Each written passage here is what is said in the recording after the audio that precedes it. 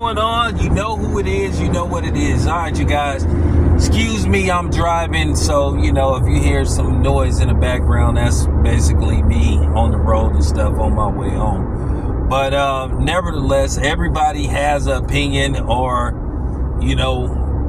have given their thoughts on the disaster with Shedeur Sanders, and that's exactly what it is. It is a disaster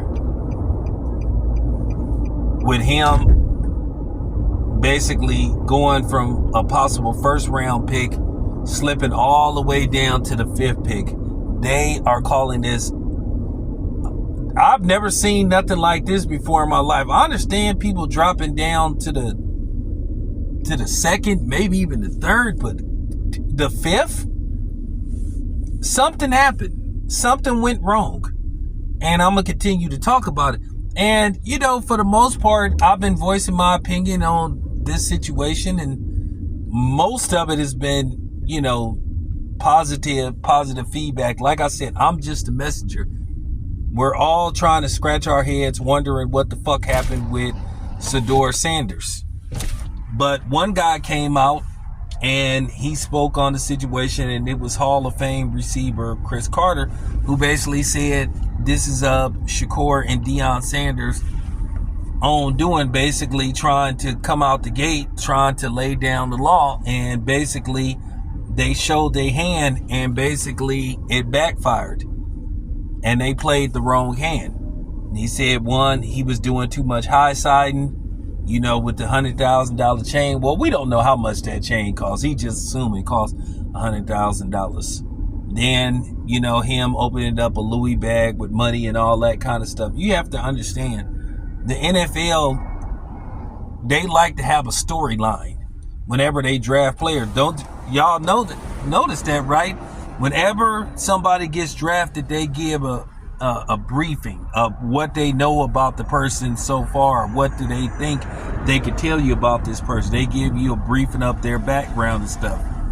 And he didn't fit the NFL storyline of the poor, unwell off black kid. He came from money. His father is a multimillionaire. So he didn't fit the mold. And I know people are going to say, but what about the well-off white boys? Once again, y'all know this is an uneven playing field. I don't know why y'all are so shocked about this. And, people are upset at Cris Carter. They're going in on him. But he's just giving his opinion. A lot of things just went wrong. And I keep saying the worst thing they could have did was think that they were the Mannings. And also sitting up saying where they gonna go, where they're not gonna go. Oh, we're not gonna do the combine, and then they saying that he bombed an interview. So it's just a lot of elements to this. There's so many layers to this, and there's so many directions to go. To me, I don't think there's no wrong path to go. If you think there's a little bit of racism involved in this, then yeah, I wouldn't say that you're lying. Now, for the people that's going to sit up there and say, oh, well, Cam Ward went #1 and he's black, end of story. No, that's not the end of the story. Once again, there's layers to this, and I'm going to break that down in another video. I'm probably going to do the video tonight, and I think a lot of y'all are going to dig it. Most of y'all that look like me, that is. Us melanated people, if you don't look like me, you might not understand where I'm coming from. And then again, who gives a fuck? It ain't really meant for you to understand. So, I was just listening to Cris Carter, what he had to say about well, not listening, I was just reading articles about what Cris Carter had to say about the situation. Cris Carter was a dude, he damn near was out of the league. Because, he had an issue with substance abuse and everything and some other issues. And he did clean it up, and he went on to become a Hall of Fame wide receiver. Cris Carter had some hands, boy. That man had hands.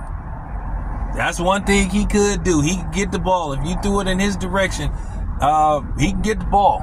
He was a hell of a wide receiver. He wasn't better than Jerry Rice, though. I think Jerry Rice is the greatest receiver that ever played. But boy, I'm gonna tell you, some people might not like it, might not like what I have to say. I think a dude who was on the verge of being the greatest wide receiver that ever lived was Calvin Johnson. Calvin Johnson was special. And man, if Calvin Johnson wouldn't have retired so prematurely. But it just goes to show you, he only played like 8 full seasons, I think, maybe 9 at best, and he still went into the Hall of Fame on the first ballot. But yeah, I got Calvin Johnson arguably probably number 2 after Jerry Rice. And no disrespect to Randy Moss, none of those other guys, or T.O. But man, Calvin Johnson, shit.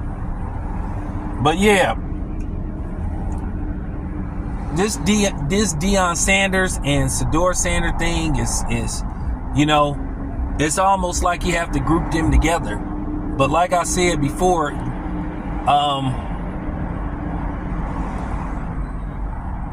I just feel bad, for Shedeur, that he went through that type of humiliation, and now all we got now is a bunch of finger pointing and conspiracy theories.